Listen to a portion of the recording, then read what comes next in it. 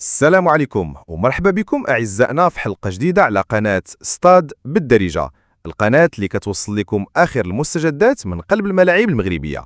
اليوم الموعد ديالنا من مدينة طنجة، وبالضبط من ملعب بن بطوطة اللي كيشهد واحد من أخطر وأكبر المراحل ديال التطوير ديالو.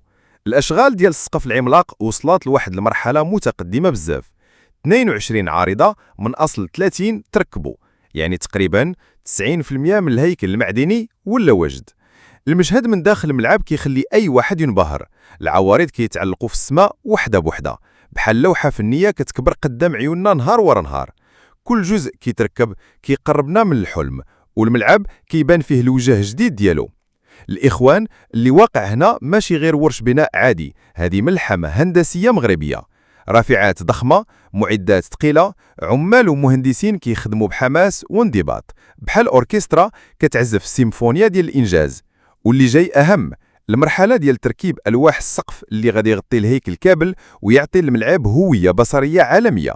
ماشي غير ديكور، ولكن تصميم متطور كيمزج الجماليه بالقوه، وكيخلي بن بطوطه مرشح يكون من ارقى الملاعب في افريقيا والعالم العربي. طنجة كمدينة كبيرة وغنية بتاريخها وبالجماهير ديالها تستاهل هذا الصرح العملاق. ومع هذه السرعة والالتزام، الملعب غادي يولي واجهة مشرفة للمغرب كامل، ومستعد يستقبل أكبر التظاهرات القارية والدولية. إيوا متابعينا، اللي كنشوفوه اليوم هو لحظة تاريخية، والسقف قريب يكتمل ويبدل صورة بن بطوطة كاملة. الملعب غادي يولي شامخ وعالمي بكل مقاييس.